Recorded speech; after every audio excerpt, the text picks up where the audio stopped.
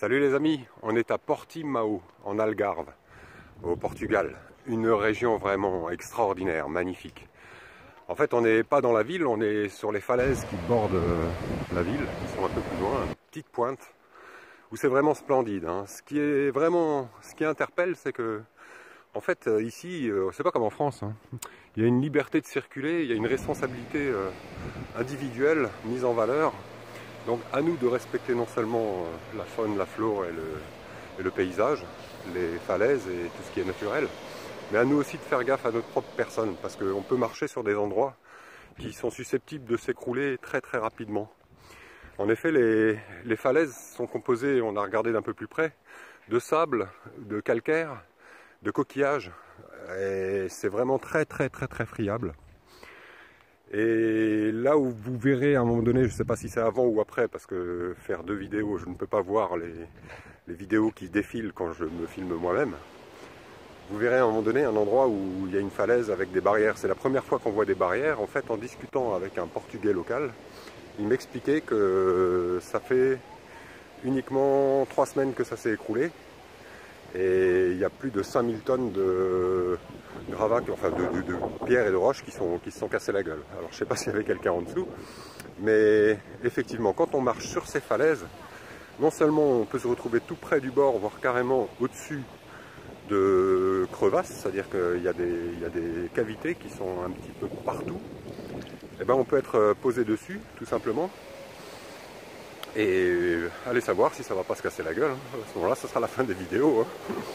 Mais bon, un endroit vraiment magnifique, magnifique, magnifique. Alors, l'Algarve, effectivement, cette partie-là est quand même plus construite. On voit des immeubles au loin.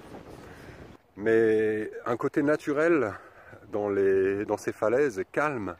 Quand on se promène, c'est vraiment calme. Les petits buissons, les petits sapins étouffent le bruit. Et c'est vraiment très, très plaisant, quoi. Je vous laisse avec ces images.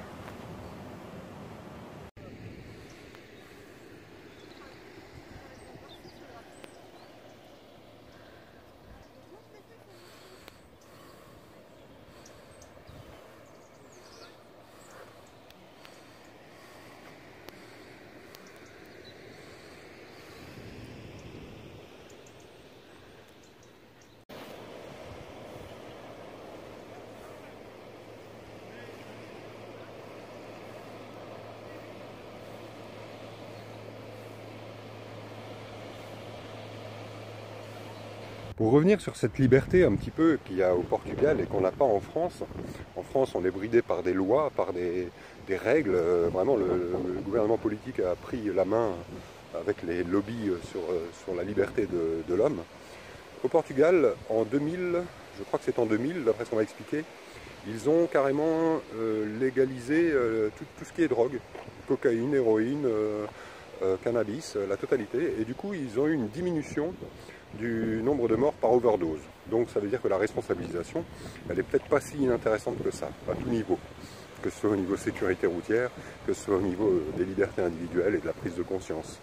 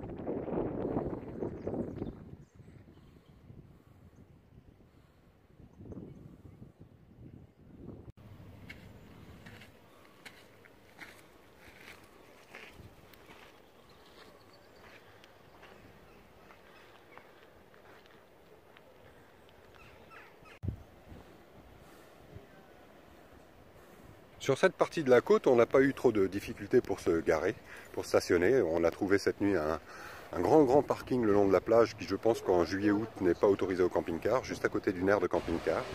On trouve facilement sur Park4Night. De toute façon, il y a plusieurs plans sur Park4Night. Là, on s'est déplacé dans un autre coin où on voulait visiter ces falaises sans trop marcher, puisque Nat a toujours son problème avec le pied, malheureusement. Et on aurait pu y passer la nuit aussi, c'était notre premier plan, et en fait je ne l'ai pas fait parce que la nuit arrivait doucement. Donc j'avais laissé tomber, et c'est bien dommage. Mais en tout cas, ça nous a permis de nous balader sur ces falaises paisiblement, sans trop marcher. Parce qu'on est quand même un petit peu feignant aussi sur les bords. C'est la première fois qu'on voit une barrière. Les effondrements arrivent. Quand on voit ces gros cailloux qui sont tombés, mieux vaut ne pas se retrouver en dessous ni au-dessus. Parce que c'est haut. C'est haut et c'est beau.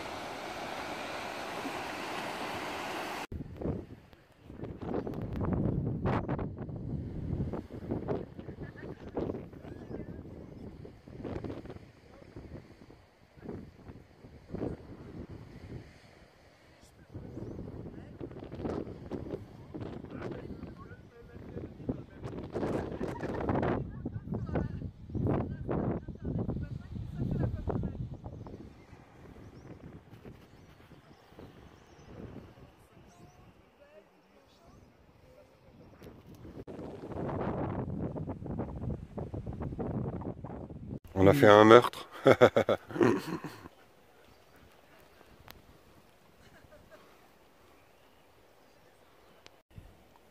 peux y aller.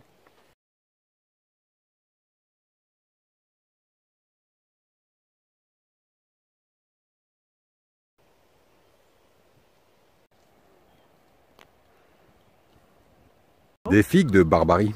Là, j'en ai une dans le doigt. C'est super bon, hein. On va découvrir ensemble où est-ce que mène cette petite passerelle.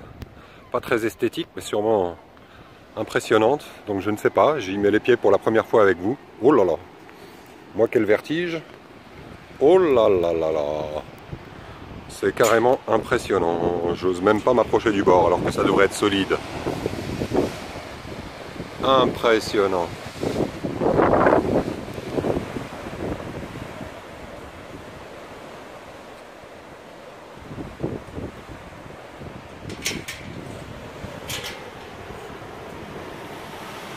Voilà sur quoi on marche. On va terminer sur ces belles images. Et pour ceux qui viennent d'arriver, sachez qu'il y a plein d'autres vidéos que vous pouvez regarder et qu'il suffit de regarder la chaîne Travelsheim. Depuis le début, on a plein de spots, plein d'endroits différents depuis l'Espagne. Donc n'hésitez pas à parcourir un petit peu ces vidéos qu'on a faites pour vous. Visiblement, elles vous permettent aussi de préparer votre roadbook, vos posts, et ceux qui souhaitent avoir plus de détails sur les endroits précis où on s'est arrêté, il suffit d'écrire un petit message dans la vidéo qui est concernée et on vous répondra par message aussi. Voilà, allez, ciao, bye!